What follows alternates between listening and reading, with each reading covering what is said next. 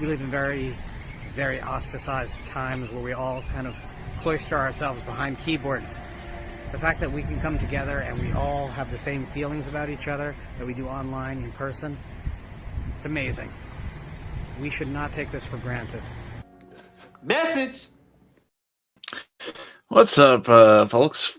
Welcome to S'mores Indoors. I am Corey, your host. And tonight is a video that's going to be... we've kind of discussed this topic a little bit before, but we're going to really go in depth with it. And it is the death of the movie collector, because now it's just physical media collectors. And I really want to get in depth with this, talk about my history with YouTube, movies on YouTube, and all that. And we'll kind of go into the stuff going on now, talk about some of the drama going on, I guess, in Blue Tube land, if you want to call it that. But I can't do it alone, of course. My first guest here is got his own channel where he talks movies and all good stuff like that. Is Flesh Moon Dan. What's up, Dan? What's up, Corey? How's it going? It's going well. Good to see you again. Good to see you. Gonna call out some YouTubers tonight. I did want to bring this coming up. I will go through everybody here shortly, but rest in peace, Olivia Hussey, for sure. Yeah, You know, timeless beauty. One of those ladies that just never aged. Kind of weird timing, too. A couple days after Christmas, and one of her big movies is Black Christmas. So, yeah, she was young, too. I don't know what happened. Yeah. Young nowadays. Things happen like that. And I'm not sure if he's here right now, but we got Jess Graham from Cable Channel 11 as well. So shout out Jess Graham. I know he said he would be right back. So, but out in the chat we got Daily Ghost, we got Drew, Hail Sheetar, Cliff Booth, shit talking Feruza as always. Swaggy G, what's up, Swaggy? Swaggy will be with us New Year's Eve for our spectacular stimulus package. So, yes, shout out about that video coming up. Make sure y'all are there for that, because it's going to be a wild one. So, Pinky bringing the stimulation, yeah, among others. So, Brian Trash just hopped in too. What's up, Brian? Hey, Brian, what's up? So I know you guys have been doing Flesh Moon forever. But primarily for a long time, it was pre-YouTube. You were doing just a podcast type thing. What was your introduction to movie channels on YouTube? When did that start for you? Well, we started out on Blog Talk Radio, as Horror Theater Radio, then Creep Show Radio for many years, and made the jump to YouTube. I should know an exact date, but I guess it was right before lockdown. I don't remember. Time has no meaning after that now anymore anyways. So, but made the jump. I was never, shout out Jess Grant. What's up, Jess? I was never a huge YouTube guy, but kind of made sense. We probably should have gone to video a long time ago, because we were one of the earlier ones. Not Dead Pit predates us, but sure. But we were one of the earliest ones. I've been doing this consistently now since 09, 08, 09, I don't know, but a long time now. And yeah, so getting into YouTube, it was interesting seeing the difference. I've seen it change a lot, though, just in the last 5 years. Yeah, and we're going to get into that for sure. Real quick, Daily Ghost, shoot me a message if you want. I know we're going to, if we have a big crowd, we're probably going to have to bring people in and out, because StreamYard's some bitches now. But, we'll do our best. But if you want to hang out with us, like I said, shoot me a message on Instagram or whatever, and I'll get you an invite to that show. So, yeah. So before you guys were on there, were you watching any channels on YouTube talking about that stuff? I mean, like I said, a little bit. When I started, when Chris McGibbon just called me up randomly on Facebook, not realizing I had my personal number on there, not knowing really how to do anything online those days. I didn't even know what a podcast was. I guess that was a new term back in 09. And I was, when he was explaining it, I was like, oh, like Dead Pit Radio. so yeah, that was kind of the beginnings of it. My only concept of like horror radio was Fangoria radio. I was a big Fangoria radio guy. Yeah. And the idea was really cool. Wouldn't have expected I would be doing it this long though. Oh yeah. I wouldn't have thought I'd be good at it. But yeah, it's evolved. It takes a lot of commitment. You're the best at it, Dan. Well, thank you. Yeah, definitely. Jess, I think we connected with you kind of through Piz. Were you watching anybody before Piz, or is that kind of your introduction to movie channels on YouTube? No, it's pretty much my introduction, and not really even. I mean, Piz, yes, but it was the Sausage Factory, right? Because before that, I used YouTube to look up videos, music, whatnot. I didn't give a shit about just some dudes hanging around, Right. talking about shit. But I found myself looking for a commentary one day for like Halloween 3. Yeah. I didn't have the official one yet, and I stumbled upon the Sausage Factory, and they had an Anthony Massey, I think, on, and I thought, well, he's an official moderator on those commentaries for Halloween. I'll give these guys a shot. And what I loved about it then was it was just a bunch of guys I could relate to sitting on a couch, watching movies, talking about all our favorite movies. And I had only been able to do that with, smaller groups before. Right. And then, I fell in love with that show, ended up getting the chats after watching it a couple years. And then that within a couple years of doing the chats, the pandemic happened and we all met, and here we are.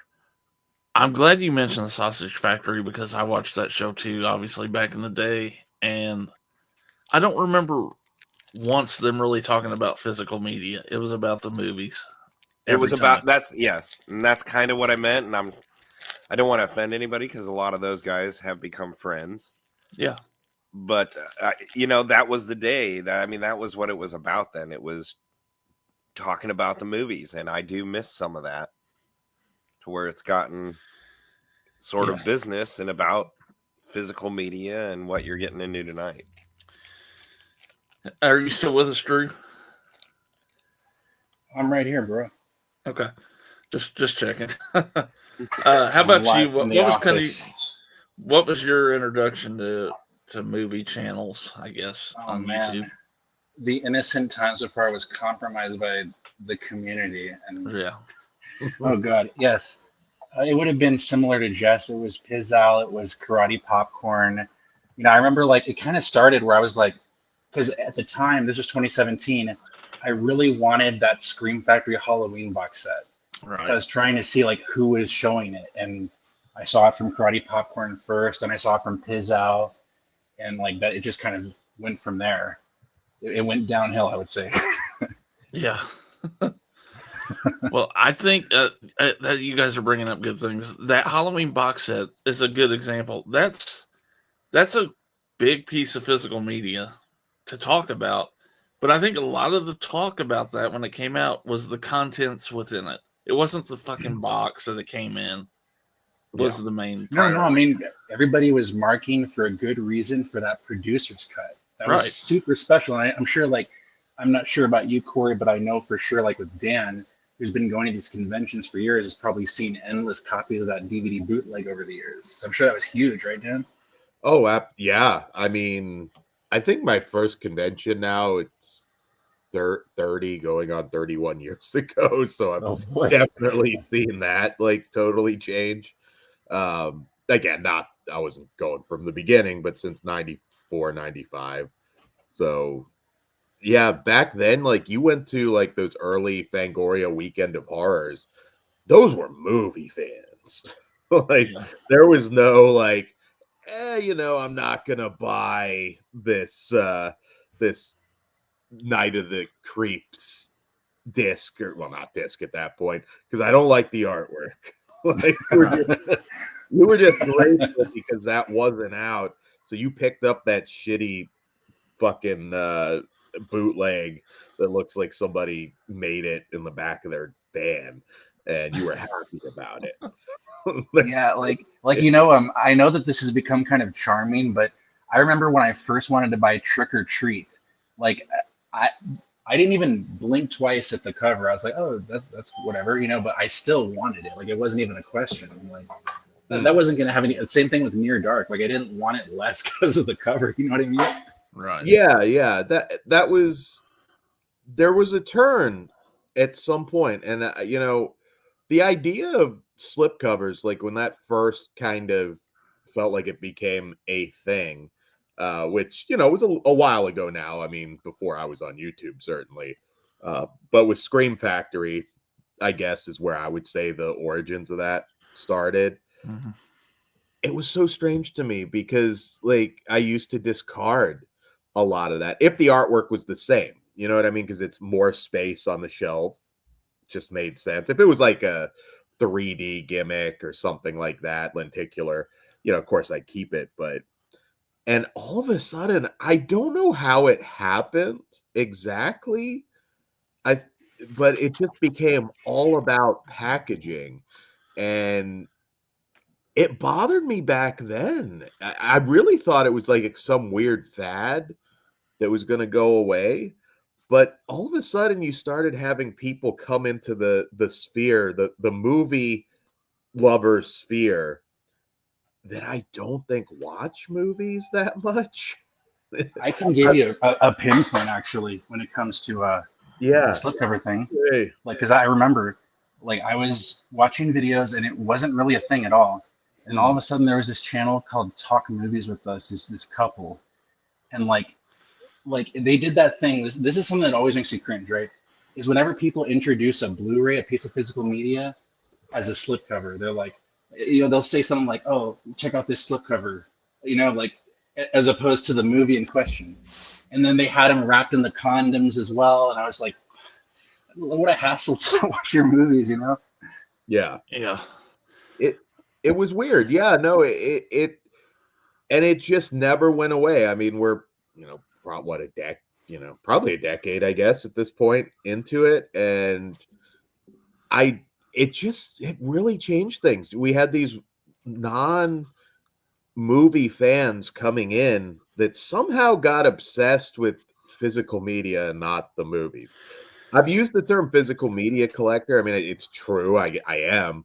But really, I'm a movie collector. I love movies. I want to have as many of these movies in my collection as possible, irregardless of a piece of paper, over top of it. It doesn't. Yeah, well, they could give a shit about the special features or anything like that. It's all just something to have, on the shelf.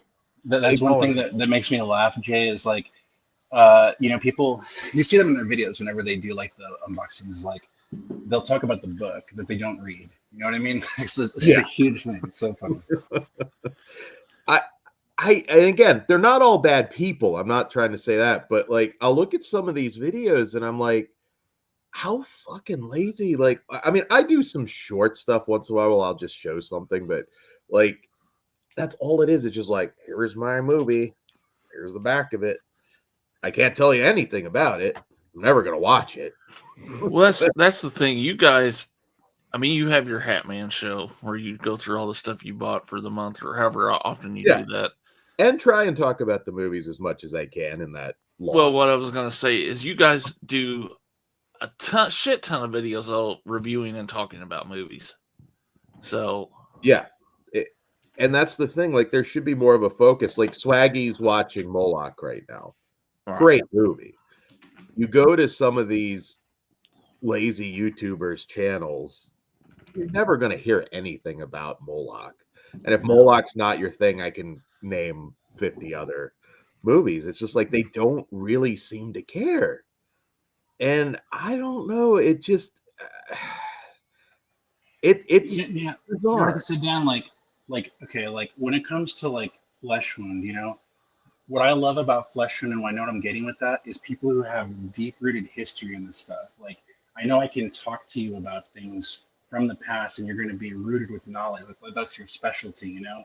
Like I know, Yeah. like Jay and Cole, you know, they do these really great commentaries, and it's just great to hear like a discussion about a movie, you know, regardless of how they're watching it. It's just about the movie, you know. And Yeah. like my big thing is like the thing that just bothers me, and you know, I try to be like as fair as I can with this, but it's gotten to such a just it's become so like the community is just like so infested with this. It's just people who don't know what they're talking about, and I'm speaking in terms of like when they're reviewing audio and video. Like it's a joke to me. It's just a big joke. It's like, oh, it's like my biggest pet peeve with everything. Yeah, no, it's bizarre, and like we're at a point where we're having parody accounts of some of these guys and, ladies. It's really fucking weird. And you know, I could name friends that obviously, you know, I think you know, like Piz, he does a lot of different stuff. He does some physical media, but he also does, you know, interviews. He does a little bit of everything. Like he puts a lot of work into his channel, and it shows. I mean, Right. it's a big YouTuber. But I'll look at some of these others that, you know, in some cases, maybe in terms of subs, at least just as big as he is. And it's like, here's my movie. Here's the back. Nothing. Yeah. Like there's like nothing you couldn't get from 100 other clones of that channel. And, you know, there's some like, you know, Sinister Cinema watches a lot of movies. You know, I don't always agree with them, but Yeah. Jason, yeah, Jason's a good dude. He's yeah, always watching shit. I don't know. It's the same thing with you, Dan. It's like I don't know where y'all find the time to watch all that shit, but he watches so much shit. It's been that way yeah. since I started watching him in 2017. It's like 5, 10 videos a day. It's crazy. But And this it's this not, is not a new thing. no, Like no. Cool Duder was doing the same thing 15 years ago. Yeah. He would just go to Walmart and buy every new release that comes out and then show them, and that was it. He didn't watch them. I think he's No. the ultimate lazy YouTuber, and he's big. Again, I'm not like obviously he's a lot bigger than I am. He's been big for a long time too. The Not physically. and bald. The one thing I'll say about Cool Duder is, I guess at least he was the first to do it. Now there's fucking 50 people doing the same shit he does. At least, yeah. Yeah, and it's like at this point, like, have you been to your local Walmart lately? Most of the time, it's kind of a bit of a shit show. Well, most of them are too lazy to do that. They just buy the shit online and sit in their room and show the shit. So They sit in Yeah. the recliner. yeah, They recline back. this is what Natasha should have done. This shit. Yeah. Yeah, and again, I get it. Like some people like those videos, but I mean, he could still do that and like maybe talk a little bit about the movie. Like it'd be kind of cool, honestly. Like movie reviews on the go or mini movie reviews on the go, and it's not a case like I get it. Not everybody out there has maybe been a fan as long and has seen everything, but that doesn't mean you can't talk about movies. Because that's what it should be about. There was a time when I hadn't seen a lot of movies when I was younger, but goddamn, I love talking about them. Yeah. Whether I was at the video store or, you know, just talking to the clerks, having that human interaction. And now it's just like, well, does it come with the slip or not? Yeah. It's fucking stupid. Well, you said, you know, a lot of people watch those channels because they like that. Why do they like that? I don't understand what's to like about just watching someone show a Blu-ray. I don't know because I can just see that myself. Like Yeah. I really can. Like I can just go look at the website and see what I'm looking to get. But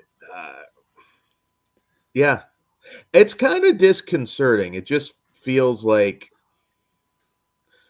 there's negative fallout from it too, where it's just not sustainable when it's just all about that slipcover and not the film inside. I wanted to jump back to one thing because we were talking about Scream Factory kind of starting the ball rolling on the slipcover thing. I would say so. I don't know if anybody would disagree, but that felt like when it became. I don't disagree, but one thing I will say is I feel like early in Scream Factory's life, it still was about the movie. Like people were excited these movies were getting a Blu-ray. Yeah, yeah. One thing one particular item I think jump started this whole thing was when Rad came out in that slipcover that Vinegar Syndrome had.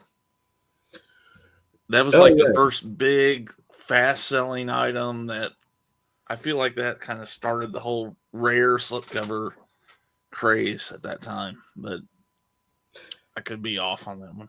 That's a weird movie too, because there were some people paying huge money for that. Yeah. That I knew personally, who I was like, you don't seem like the type of person that would like Rad. It just doesn't seem like your kind of movie. I was like, well, no, yeah, I probably won't watch it. And then at that point, they're dropping like a few $100s to own it. Like, I mean, I have an insane amount of movies. I mean, I probably have an issue, but I watch them. Like, yeah. Well, I mean, that's what counts. I was thinking about this earlier. Some of you probably built up a collection as well of VHS. You started that at a young age. But you bought the movies you love. You knew you were going to watch over and over again. And that's still basically me. And that, the transfer over to DVD, and I was thinking, all right, this is going to be it. And you build up the collection of that. And if my shit works and it's clear still, I don't upgrade. Well, it's like Corey said, we're getting older. Our eyes are going to shit. So it doesn't really matter. Blu-ray could be 4K to me. Or I just DVD take my glasses off and it all looks like shit when I take my glasses off. So yeah. I do want to. This is good.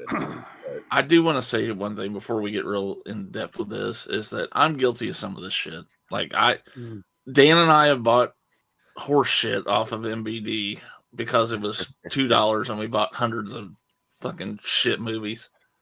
Yeah, but man. And there was a time when I was, into slipcovers too. Like, we all have humble beginnings, I would say. I've gotten caught up in that shit, and I have to stop because it's easy to do, Yeah, because it's like keeping up with the Joneses. Oh shit, Corey got it. I got to get it too. Yeah, it's a nice package. I'm gonna, yeah. I mean, I like cool looking shit too, but at some point, I'm getting the older I get, and this is one thing I do want to start with Basement Blues because he's one of the lightning rod guys of showing the shit and putting it on a shelf.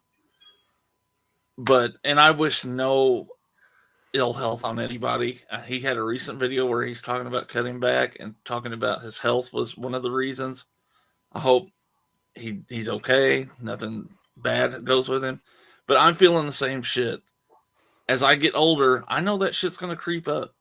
And I'm probably not far from shit creeping up. So I've got to change my priorities a little bit here. Yeah. And just think about that as I get older. So if you're going into like serious debt over it, then that's an issue. Now, I spend a lot of money on physical media that I could use for other things, but I'm not like 30K in debt. And how much is it really going to be worth in even 10, 20 years? I mean, nothing. Who's to say, I mean, who's to say? I could be wrong, and there could be collector's items, but come on. It'll be worth. It'll peak. I mean, it won't last forever. Or do you have a bunch of ET? Well, I mean, if you're spending $30 a pop on a new release at Walmart, that's not going to be worth shit in a month. And I used to do that. I did that every week back when I had the money. Yeah, it's I mean, if you're just buying it to keep up with the Joneses, which is what I think is at least like 75% of YouTube, because again, I do watch some of this stuff and they don't seem like real movie fans. The keeping up with the Joneses attitude with it is stupid. Yeah. Yeah. There was a lot of good releases that I missed out on, and let me tell you, I'm not losing sleep over it. You know, so. No. Yeah, no, that's a good point, Jay. Like, if you take just like a little step back from this for just like just a short period of time, you don't give a fuck anymore. It doesn't matter. Yeah. Yeah, you have to know what you like. I mean, I do always encourage people to be adventurous and kind of try and go out of your comfort zone a little bit, because there are gems there that you will fall in love with. And we joke about it, but Jim Haggerty, say what you will about those movies, he's fucking entertaining. Those are for sure. Yeah, like I like his stuff, and that's the sort of thing, like you branch out, you make yourself kind of watch some of the stuff, and you discover gems. That's what it was all about for me, going back to the VHS days and going to my local ma and pops. It was a treasure hunt. Who knows? This might be my new favorite movie. Yeah, sometimes the cover lied, but it was still the journey and the adventure of it was what really made it for me. And yeah, I don't know. I don't like what it's kind of becoming. But again, there are great YouTubers out there, and not just to name drop my friends. I don't know Sinister Cinema. Great fucking channel. Great fucking channel. Beyond the Void. Another great channel. And I mean, he does some physical media stuff, but he talks about the movies. We're going to definitely highlight some current YouTubers that are doing good stuff. I definitely want to do that. I definitely got to shout out the best channel. And this is not a new channel by any means. The best channel for reviews, thorough reviews, is Spencer at Damn Philadelphia Crusader. He is far and away the best. Cool. Everybody should aspire to just have the kind of integrity he does. Where, like for me, if I'm going to review something, I'm not going to speak on anything I do not know about. I will never try to fake it. If I don't know about it, I'll always say it up front, because I don't want to add to that just trail of wrong information. I don't know. I don't know why I care about it so much, but I do. No, I get that. One thing I've noticed is I have just as much fun going to thrift stores and finding like dollar DVDs that are different and unique. That's almost more fun to me, man. Yeah. That's like, yeah. And finding shit like Dan mentioned it, Jim Haggerty. This was like $5 or something, I think. Yeah. We had a ton of fun the other night watching that. So that's about $4 too much, though. Well, probably, but all the titties in that and the puppet, Jay. Come on. It wasn't $40 with a fucking slip box, though. At least No, and there again, you're buying it to watch it and enjoy it, because it's not going to last forever. And I do like seeing the posters on boxes. I have since VHS. It's like I love that. Hey, I don't want to change the subject too much here, but like like DVD rot and like Blu-ray rot and 4K rot, like do we have any statistics on that? I know some companies are worse than others, but this shit like literally isn't going to last forever. Like it's going to. Well, yeah, anything electronic has a shelf life. There's no doubt about it. But analog, can last a lot longer, I think. Oh yeah, no, I mean, if we're going into music, obviously vinyl. I mean, yeah, I was going to say, Jay, like I started collecting vinyl in 2007. And I spent a lot of time with it. I have records as early as 1962. And I can tell you, the record I have in question is Harry Belafonte's Jump Up Calypso. I've never owned a record. I've owned over 2,500 records. I've never owned a record that sounds better than that one. So I didn't know you could do the Calypso. I really don't understand when people say the sound quality is like, it's different. It's not necessarily better. It's just like more crisp or something. What it comes down to, and this is like the same thing with like physical media releases, it's just about like how much like effort do they put into the mastering. There can be just as good a mastering on a CD if they put the effort into it. Like with those records in question, like that one I brought up, this is from the RCA Victor Living Stereo line, which are like gold standards of like audiophile quality. I don't know that they have CD equivalents. I haven't ever gone down that road, but those are definitely like highlights of like an audiophile experience. Yeah. And movie-wise, Blu-ray's kind of, I think, the most durable because they don't get scratched. I mean, you really have to work at scratching a Blu-ray. Yeah, that's true. So that's really the answer. I mean, I have DVDs now that are creeping up on 30 years old at this point. They're 28 years old, I guess. That still play fine. So some of these do have shockingly good shelf life, and Blu-ray, I suspect, will have even better. It's good that won because I heard HD DVD has a lot of that. Has a lot of problems. Like a lot of it don't play anymore. If you like will go down that kind of rabbit hole on YouTube of HD DVD collectors today, it's like 50% of the stuff they buy has disc rot and is unplayable. It's like all the Warner Brothers stuff. It's like a variety. Why buy it? I know, right? I guess they just didn't have like gambling every time. Yeah, I bought that. If that was the first thing I bought before Blu-ray, and it does seem like for whatever reason, just that those early rollout, just a lot of those discs were just bad. People buy that. People buy that shit, Jay, because they're fucking stupid. There's people that buy those DivX discs that you keep a fucking thing that are expired, right? They can't play anymore. Yeah. I've got it though, but you don't have this. Yeah. Well. And 4K, like, I'm sorry, but a lot of the players, they're glitchy. Those discs are problematic. I know a lot of them like have issues, like I guess as far as dust or something. That see, that's gonna piss me off more than having to see their fucking pores on the screen. The actor's face. Dan, I've gotten every excuse in the book in the last 2 days on this video of mine. The bottom line is the QC is a fucking joke. That's the bottom line. Like, you get this disc new, it's got residue and film all over it, off-gassing in the case. Like, there's no excuse for that. The price point they're charging, no excuse for it. No. Yeah, what was that Chucky set that Shout put out that they were all greasy? Oh, yeah. The disc was greasy? Yeah, absolutely. Mine were like that. Like somebody busted a nut on this. Yeah. And go look, if you guys are unfamiliar with that, I'm not exaggerating. It looked like a fucking John. Oh, yeah.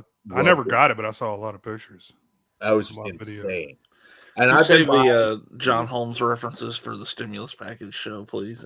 There you go. The ultimate stimulus. But no, and I remember like the simps are weird, and I think we'll get into simps with another YouTuber in a little bit, but the simps are weird. They'll come out and defend that, and I'm like, dude, I've been collecting physical media, movies, since VHS.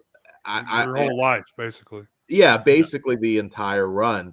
And I've never seen a brand new disc that looks like somebody busted a nut on it. Never. And the excuses for that were just ridiculous. And I'm like, if that's where the quality control is at right now, I mean, you have to start questioning, do I need everything on 4K? And certainly I think it was like $100, man. It wasn't a cheap item, It wasn't at all. And I'm like, if that's where the customer service is, I mean, you fuck up. Like, you have to fix it. You can't own it. Another thing too, man, like, I don't know where to point the finger at here. I can't say for sure. I don't know if it's a third party person in the chain here, but like the excessiveness of like recall discs is ridiculous, man. Like, it is. Somewhere along the line, there's somebody doing a half-ass job. Absolutely. And I've had Blu-ray very little issues. I cannot recall the last time I even had a Blu-ray that wouldn't play because of scratches or something. Because again, they don't really get scratched, or like some tiny bit of dust that might got on it. It's still gonna play. Like 4K kind of scares me. And your video, which was great, like some of these comments is like, well, you just need like a better player, like a $400 or $500 player. And I'm I like, need a better player, Dan. I need to like wash my discs every time I open them out of the cellophane. Like, yeah, like light candles around them so that they can make their journey good. Like it's just nonsense after nonsense. yeah, caress them, cradle the balls a little Yeah, bit. exactly. Yeah, It's so stupid. And I'm sorry, like maybe I'm still at a point where I will buy the more expensive player next time, but like I'm not, what's that going to look like 10 years from now where 4K is probably what I can say though, Dan, is I have a shitload of comments of people who have that player who have these problems still. That's what I'll tell you. yeah. Yeah, and I'm not gonna. If I'm dropping that kind of money, I expect fucking quality.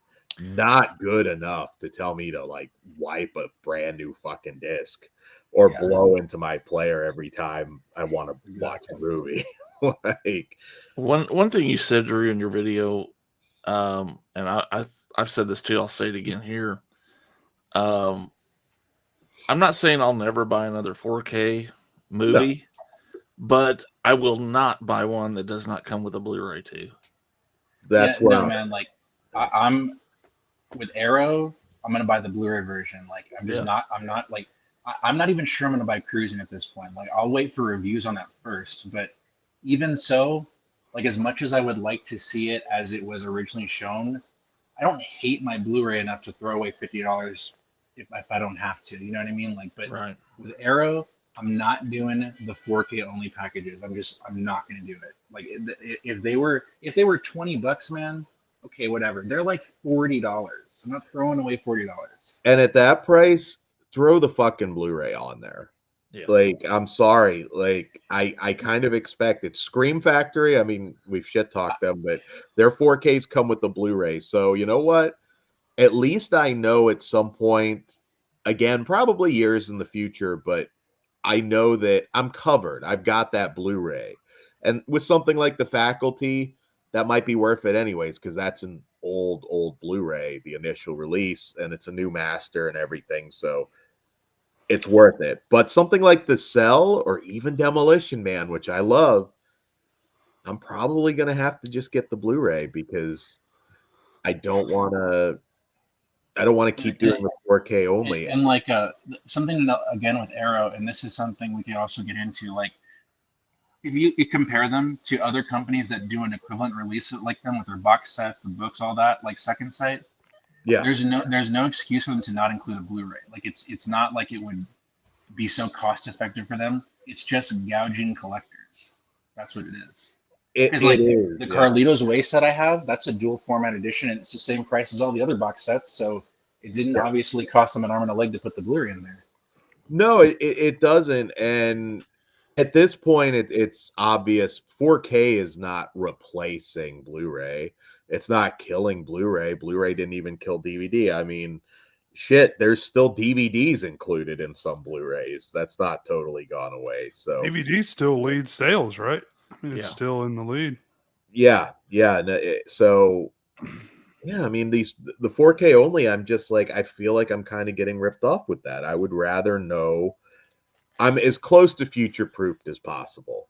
For the next 20 years at least, whatever. I know I'm good. I have to have that security. And, there's certain things I've started, like I've been getting all the Dario Argento stuff on 4K.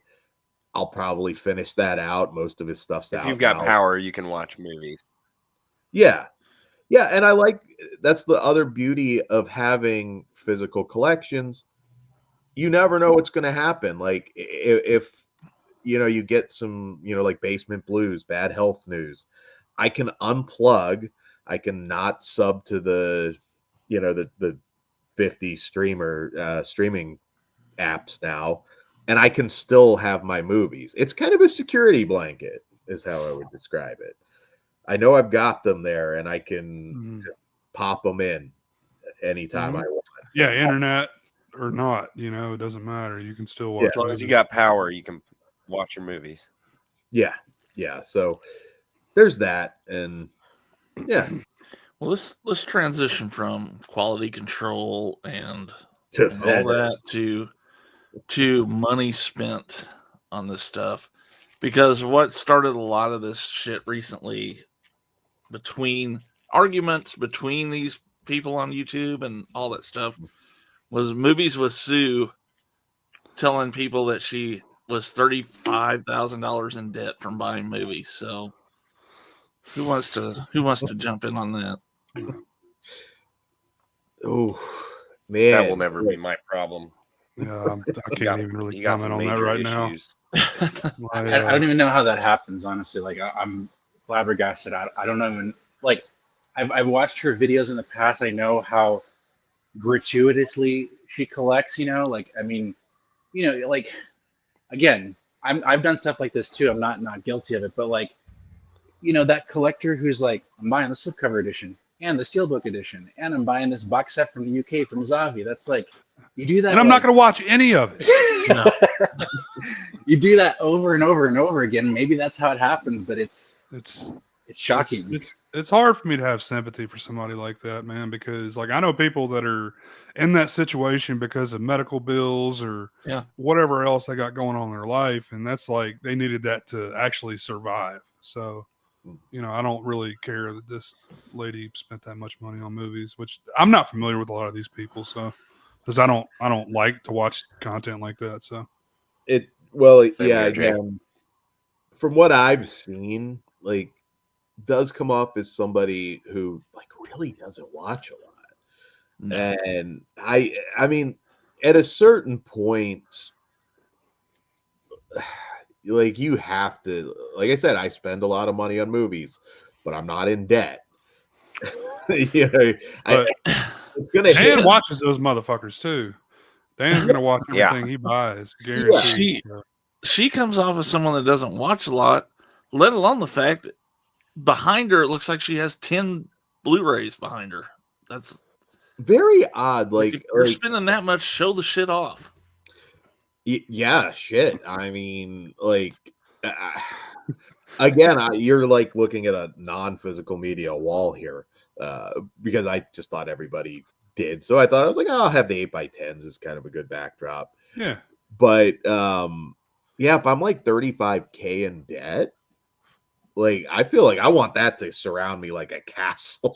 Like if I'm in a position where it's like I'm a small stone throws away from just being on the side of the road, we'll suck dick for slipcovers. You know, like it's that close. Like, man, you got them slipcovers, man. That's exactly. You're expecting them to ride up at any moment. Like cheeseburgers, vinegar syndrome slips. It seems to be a common thing for a lot of these people. I'm not throwing shade at anybody, but like they'll have a wall of DVDs or Blu-rays or whatever behind them. You know, that seems to be like the most common backdrop, I guess you call it. Yeah.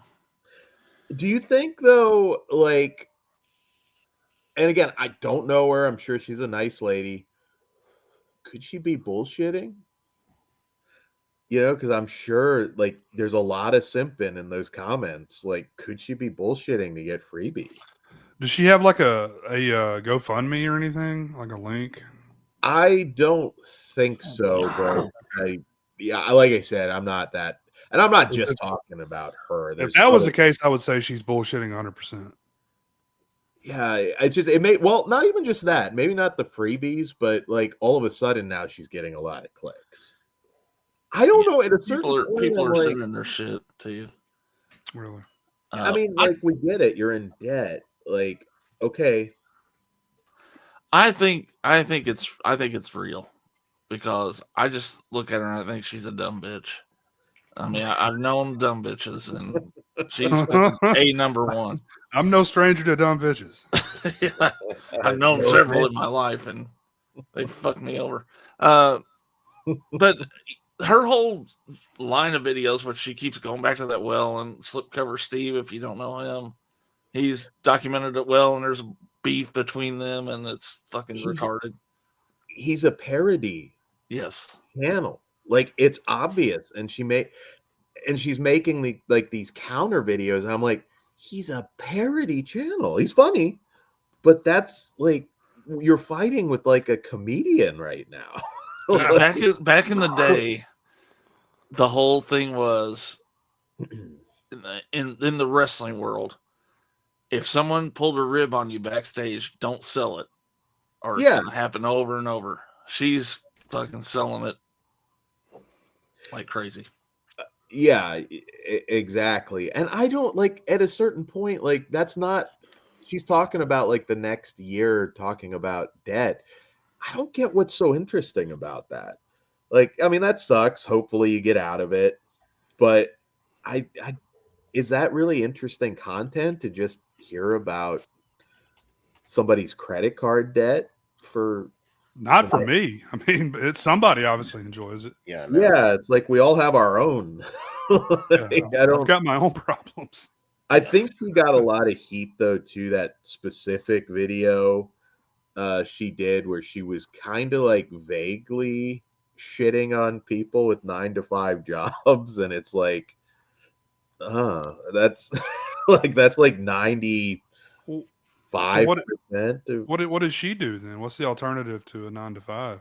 I think she does DoorDash or something, which is fine. That's great, but like she was kind of like shitting on people a little, maybe not intentionally, but like she basically was saying if you have a 9-to-5, you're fucking stupid. Basically, and people barked back at her on that. Look at all that goddamn debt you got. I mean, I want to say one thing about her, and one thing I'll thank her for is she really made me reflect on what the fuck I'm doing with money. And then it solidified when this guy came out with this video, and I'm just going to pull up the channel here where he says he spent over $7,600 on physical media in 2024. Oof. Love that background. Yeah. Yeah, he's got a lot of nice shit back there, right? It means I collect movies, okay? This guy might be a nice guy and everything. You won't know that I collect them unless they're behind me. But that's just fucking idiotic. Now, does he talk about the movies though? Like, I'm not familiar with this guy. He does talk about movies a little more than some of the other people, and he does. He's got a nice camera. One thing he does is a good job of, like, he took Demolition Man and he had it synced up, the 4K, the Blu-ray, and the DVD, and was comparing the picture quality on all of them. And this started a whole war between him and Mid-Level Media, who's another fucking dipshit when it comes to talking about movies. Well, I feel like this video, didn't it start a chain reaction with people I have no idea, but they somehow started showing up in my feed, and they're all talking about the same shit in the community. Because he brings up in the Demolition Man when he brought up Mid-Level Media's review of it. He brought up Christian. He brought up someone else too, I think, about the reviews, where he thought the picture quality wasn't as great as they did. So, do you think it's some of this is like a lot of these YouTubers are sniffing the end now, where they're just like, "Fuck, like, what am I going to do with my channel like 3 years ago when there aren't new slip covers coming out?" I just think, and I think Drew's mentioned this too, don't go to some of these people if you want to really know about the picture quality on a 4K, because most of them don't know shit. Not saying I do, but I'll give you a good channel here. If you have a question about the quality of a 4K, go to Shane Lee's channel and watch his shit.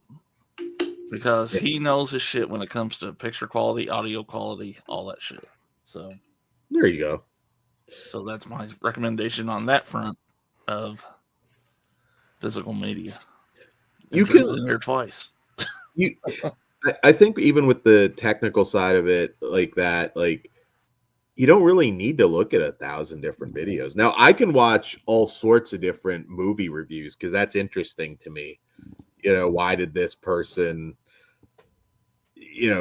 like this movie while I hated it, etc. Like those are interesting videos. I like the reviews, but But yeah, I mean, 50 different videos on somebody showing off the same disc is just kind of dumb to me. I used to do that shit.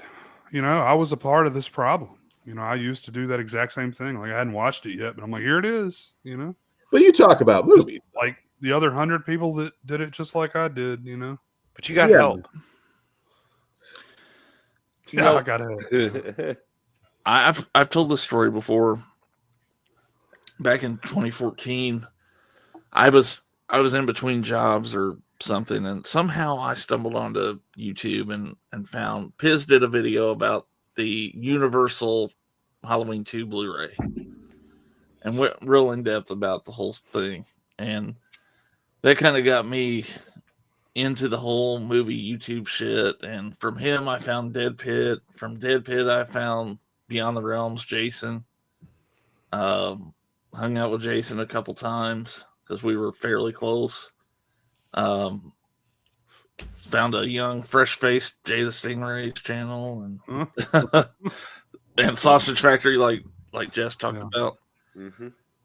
And I just fell in love with that shit because I never knew people that talked about movies like that personally. And to find like a group of people that were fun to listen to was just it was really exciting for me. And now I'm just disappointed with where it's become or what it's become. So, but again, there are other options out there. Yeah, I want to. This video has been a long time coming, folks. Corey's been stewing on this for a minute, I think. Well, when shit gets like too over the top, I just have to go another way. I can't just fall in the rut with everybody, you know. I have to go a different way. At price point, you know, when it has switched over to the boutique thing, and I think we're pretty much there, right? I mean, it's pretty much it's dead. All boutique now, yeah. It's I mean that's another $20-$30 on that product every time, and it's just that's too much for me. I mean, with the exception of a few movies, you know. Yeah. Like I got Alien, that was cheap. You know, I got that on 4K. You know, I got a few other cheap 4Ks. But I think that's also like even some of the people that are really invested in just the packaging are getting to the point where they can't do it anymore. A lot of people are seeing the end, and I've seen some comments and some different threads on Facebook, Twitter, whatnot. I'm like, you guys realize this is not the end of movies. I have a big physical media collection, but and you know, maybe one day it's all going to be streaming, and ideally at that point we would have access to everything. You know, I don't know whether that'll be the case or not, but like, I'm still going to be a movie fan. I think as long as people are willing to pay the price point, it'll still exist as long as we keep paying into it. I think though it's a smaller and smaller niche. It really is. I mean, that's why DVD still leads, because I mean the general population. No, they're not for one single movie where they're not going to pay even $30 or $40. Yeah, when they can get the thing they want for $5 and no more than $15. Man, I remember when DVDs cost more than Blu-rays. There was a short period of time when they were trying to switch it over. I was like, people are fucking retarded, you know? I mean, like, oh well, they, you know, whatever. We've had that discussion 1,000 times. Yeah, no, I hope, and again, if you're really not into something, again, and I'm not, we all know some of them. If you're really not into it, if the movies themselves aren't really bringing you joy, find another hobby. Like there's probably something out there that you love, but just the keeping up with the Joneses crap, like there's plenty of other communities out there. Go play collect pop vinyl figures. Yeah. Collect pop. Yeah, there you go. Or I don't know, like do something physical. I don't even know what pickleball fucking is, but go do it. You know, maybe you'll like that. I think it's tennis for old people, isn't it? Yeah, I'm about to start playing that shit, I guess. All these people are blowing out their ACLs and shit. Yeah. 80-year-old man. There's a few out there, and I'm not saying movies and Sue is necessarily, but like maybe you have maybe this isn't like your thing, and you're still got to discover what that thing is, because I don't get it when just there's other communities out there. Like you'll find something for you. It's real hard for me because I have an OCD issue, and I'll just go over the top with shit. So I'm gonna try to like focus my OCD issues to like eating better and exercising in the next year, because that's going to be better for me than buying fucking $70 Blu-rays or whatever. That'll make you feel better too. Yeah, exactly. And for the rest of them, if they keep it up, there's a good percentage of them I hope their collection falls on them and crushes them. So, Jeez. That was always a joke with Rambo Raff, like, because he stacked them flat like this, and it was just like huge stacks behind him, and I was like, God damn! I can't believe that old ass cherry that's in ain't collapsed. Anyway, I do want to go around. If anybody wants to shout out a channel that they think's doing it right, and I'm going to start with one here. I don't know how many of you guys have seen this guy's channel. He buys some shit and will show it off, but he's more about the movies, and this channel has a really old school feel to it, in my opinion. And the channel is called Kyle's Movie Collection. I had him on for one of my Collector's Inquisition shows. He's a nice dude. Movie and Sue. And, yeah. But he really talks about the movies and does have a love for film. So I recommend checking his channel out if you haven't. So Dan, you got a channel you want to shout out? I mean, shying away from Friends. I mean, everybody here knows who Piz is, so I assume you're subscribed to Piz. Yeah. But I guess I would also throw out, like I said, Sinister Cinema Reviews. He and his wife Kaylee, they do really good reviews of everything from C-list crap on Tubi to big Hollywood films to everything in between. Like, that's a good spot to go for movie reviews. And again, I don't always agree with the guy. I mean, we're different people, but like, I enjoy his reviews. Beyond the Void Horror Podcast is also, he's a good guy. God, I should have like 1,000 examples for this, but there's a lot of other ones. In fact, I would also encourage, if you've got a channel, maybe you're just starting out, drop your channel in the comments here, particularly if you do talk about the film, because there should be more eyeballs on you. Sinister Cinema and Beyond the Void, I mean, they're fairly big channels, but they should be a lot bigger. Like, I would rather see those guys on top than, again, some of these ridiculous fucking lazy ass channels that do nothing, that offer nothing, that are just like the most dumbed down fucking content imaginable. Those are two that do it right. Jess, Jay, Drew, you guys have any recommendations? Watch a lot of this, as we talked about earlier, but a couple I've been watching, and I don't know how much to believe all these first time watches of most of these movies. Yeah. But You, Me, and the Movies, it's a guy and his wife. And I almost believe that she wasn't a big movie buff, but she's watching all these for the first time and seeing her reactions and enjoying a lot of it. I watch them too. One thing that pisses me off though about that channel, it was her reaction to Pet Sematary. I don't know if you saw that one. I was pissed on that one. I wanted to push them watching Pet Sematary too because of that. Was it problematic? Yes, when the child got hit by the car, she fucking lost it. So yeah, that's kind of he was sleeping on the couch that night, like she really lost it. Unless they're just really dramatic. I want the Serbian film review from them. The live watch along. That's probably my favorite thing we ever did when we watched that movie. That was great. I'm getting a little more, that they just it's it's about the movies again. It is. It's the husband's love for these movies and sharing them with his wife, and some of them he's watching for the first time supposedly. Some of these I hope they don't get too big, because you can definitely tell from 2 or 3 years ago early on videos and what they're doing now, and I don't just mean polishing their stuff up. It's selling out. I mean, essentially. Well, and bless you for it. Well, It's you start. We'll all take the check on this panel if somebody wants to hand it to us, but I mean, yeah. There's but something. what I want to watch is real. I don't know if anybody else, Alex Hefner, something like that. Not familiar with that one. He's another first-time watcher. Again, if they're just not good actors, and some of this shit, I'm like, really, you've never seen Jurassic Park or Star Wars, Some of those channels that are rough around the edges, I like better because it feels more real. Yeah. Yeah. Well, that's what attracted me to even watching any of this shit.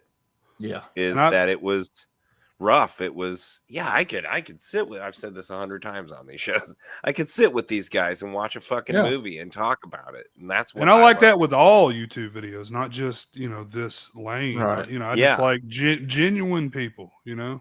that they're not full of shit. They're telling you the truth, Mm-hmm. People, fuck, I lost my train of thought there. Sorry, Corey. It's okay. While you're regaining it, go ahead. While you're regaining it, yeah. Another thing, and I hate to be this guy, but talk about some different stuff. Like, I mean, it's almost comical now. It's like this when you're at a point where you've done 10 different videos ranking the big 2 or 3 franchises, like 700 videos of Halloween. Yeah, it like at this point, I mean, like, who the fuck still watches that? Well, what's your favorite Halloween mask? It's like, go fuck yourself. Like, you probably already fucking know at this point, like, because you've watched like 2 of my videos. I mean, god damn, like. But I guess there's an audience too. At the same time, I want to bash that. Obviously, I mean, I love Halloween, but I don't want to watch the same person talk about it 10 different ways. How long can you talk about Halloween for, though? Really, I mean, if you're first time hearing it, and you tell your opinion once. I mean, sure, good, that's cool. Yeah, but it's a very basic plot, to the movie. So it's like, what are you gonna say? Yeah, it gets stagnant after a while. There's just so much good shit. And what up, Darren, in the chat? Subjective Perspective Collective. You get some great reviews on there. And again, stuff that doesn't get talked about all the fucking time. I think on the 5th, I'll be on their channel doing the Houses of Doom set. Oh, nice. Bolchi did make some other movies out there that are worth checking out. Some people only think there's 3. Yeah, exactly. It's like, dive a little deeper. You'll find something. There's nothing more joyous to me than discovering something that I haven't seen. And believe it or not, even for somebody like me, once in a while that'll happen. And I'm more interested in that than, again, just these same fucking conversations. But I get finding a middle ground too, because I understand comfort food. You're talking to a person who watches. Yeah, I get it. Shitty movies 100 times, Yeah. Then the one movie you guys are trying to get me to watch for a year. And I'll watch it. When everybody else is talking about something, I'll end up watching that like a year later when everybody stopped talking about it. You're just always going to go back to lesbian cheerleaders. That's I mean, if it's comforting. Exactly. Going back to Halloween and sucking Michael Myers' dick. Shout out Nick to Lost River Drive-In, by the way. All right. Anybody else have any more final thoughts on this whole thing? I think Deadpit still does a pretty good job. I was going to say Uncle Bill does a lot of like obscure talking about movie stuff, so I appreciate that. I don't watch a lot of these type videos, like I said, but I do still watch their stuff. They give you a little of everything. Like, I know Flesh Wound Features isn't going to be everybody's cup of tea. We're a little more adult, but like I like to think like you get some of the comedy, you get, you know, movie reviews, wrestling, like, you know, try and, you know, there's different things you can do. Mm-hmm. There really is. Like think outside the box a little bit. And one channel I'll recommend, and this might, you know, be the wrong crowd for this, but if you're into like artsy fartsy movies like me, I would recommend Daisuke Beppu. He does say that again. reviews of like Daisuke Beppu. He does reviews of like every Criterion release that comes out, and very in depth, like hour, 2 hour long videos going over the entire disc. And you know, he's watched these movies for years and years. He got knowledge. I recommend on his channel for sure. That Kyle's movie collection I recommended, that's one of his favorite channels, by the way. So very nice dude too. Yeah, cool. All right, guys, I think that wraps it up for now. I'm sure some more people do some dumb shit, and we can revisit this down the road. Dan, you want to shout out anything you got coming up? Flesh Wound features. I know we've got some erotic thriller stuff dropping soon, and a fun New Year's thing that should be dropping maybe the day before. I'm not totally sure. Also, big things happening with XPW and Stream XPW. I think you might be seeing a lot of us across other platforms, so keep an eye out. Flesh Wound features. Also on the 5th, I believe, I'm going to be on Subjective Perspective Collective, which I think also streams through Dead Pit, multi-stream. We're going to be doing the Houses of Doom set from Cauldron Films, so we'll be talking about that. So check that out. New Dead End Drive-In dropping 2 on Visited by Voices Network soon. Jess Graham, Cable Channel 11. Well, over at Cable Channel 11, we got about 100 Halloween videos, and we're talking about 4Ks and all that stuff. No, in all seriousness, exactly. No, we've done those on the Horror Rumble, the franchise episodes, but we basically do them and then we're done. And I mean, it's been a couple years since that's been a main subject, so when we do revisit, it's got to be something new with it. We just did the Rumble with favorite Christmas movies. Dan was there, and great show. It was pretty chill. It's a public access channel, man. I started this channel to have fun and be creative. Exactly. And we got a small audience, but it's an audience, and I hope they have fun, and we have fun doing shit. So. Yeah, I was the co-host for one episode, and then Jess killed it. So. That was Jess Graham Live. And sorry, man, I fucked up bad. Apparently, no, you were the co-host. It was for the highest viewed episode, and then I did 5 episodes, and I was like, man, that's all. Really, this is not fun. No, seriously, it's a good question because it wasn't like it's been any worse as far as our views, but I was just like, I was not having fun interviewing people and looking for guests because it was like. Sure. I get somebody with a name on it. It's like, I don't even have questions that I want to ask a celebrity usually because I already know the answer to everything I want to know about their interviews. Are tough. Like, that's why I don't do it as much because I feel like I have to research my ass off to. Yeah. Well, and you do, and all that the answers have already been answered. Yeah. The questions have already been answered. Yeah. What are you going to ask if they haven't been asked before? Right. Yeah. It depends, like who you get. Like I remember. Getting a big commentary on scarecrows back in the day, and having Vernon was on, and I think we had somebody else, I don't remember, but like you think it's gonna go good. You talk to the person, they seem funny, and then you get to the thing and it's like it all shuts down. Like they have no charisma. It's awful. Like interviews can be really stressful at sometimes. Like you try and like throw them a ball and like they just let it hit them in the head. Oh yeah. Come on, that's dude. The best I ever had in the past show that's not on my channel interviewing was you would ask a straightforward question and the guest would talk for 5 minutes. Yeah. Yeah. Oh yeah. You have a list of 10 questions and there's a whole quick questions and there's a whole show because they One of the last ones I did was I had this whole thing set up. It was the surprise. You guys probably remember this when I brought Timmy back for a surprise interview. Then I get him on. I'm like, well, what the fuck am I going to ask him? I had no clue. I was like, hurry up. Someone else come in here and talk to him.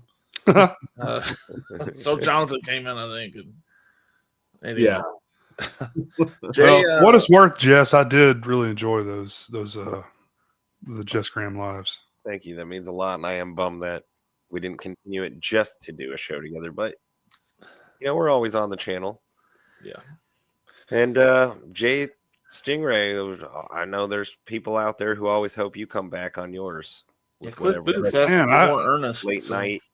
Yeah, I hear there's a new Haggerty commentary coming at some point, so I may be around for that one. Yeah, we're gonna have to pull some more of those for sure. So have you on for that. Drew, are you gonna be doing some more videos where you piss people off? I enjoy those. Man, what all I can say is if I have a good idea for a video, I'll make one. But I'm not gonna just make videos to make videos. I don't know what I'm gonna do next right now, but when I do, it'll be worth watching for sure. That's kind of where I am these days. It's this doesn't pay the bills. The job I have to go to pays the bills, and this has to come secondary to that. So, but we will be back with you New Year's Eve night, bringing in the new year with some big black booties. Fuck yeah! In the stimulus. Oh, it's not Jim Haggerty. It's stimulus package. That's right. Yeah, but we will be back with some Jim Haggerty and too. Maybe he's in there clapping some cheeks. You never know. Yeah. Maybe the puppet shows in his grandma's basement. This whole thing, actually, you didn't know this whole thing was shot in Jim Haggerty's grandma's basement. So he's real close with Joe. I can believe that. Yeah. I got the file ready for you guys to download and watch it. It's about the same quality as a Jim Haggerty movie. So, I mean, that's what you get for 98 cents on MVD, I guess. See some pixelated black booties. You're gonna see some big black dicks too. I'm afraid at least to tell you. Pixelated too, though. Anyway, I hope to see you all that night. It will be 11 p.m. Central that night. We'll be watching that and hanging out and having some fun. And until next time, I do want to shout out everybody out there. Darren Burrows, thanks for coming by. What Cliff up, Booth, Swaggy G, whose ass better be here for the stimulus package too, because I know he likes the big black booties. Daily Ghost. Also a big black booty fan. Yeah, aren't we all? Honestly, I mean, come on, Brian Trash, he is. Hey guys, Cable Channel 11 is. Slaughter Report definitely is. And Ben Grimm, everybody out there, Jonathan, everybody. Ben Grimm's clapping those cheeks. Thank you all for keeping the chat lively tonight. So until we see you again next Wednesday night. Or was it Tuesday night? Tuesday night. Take it easy.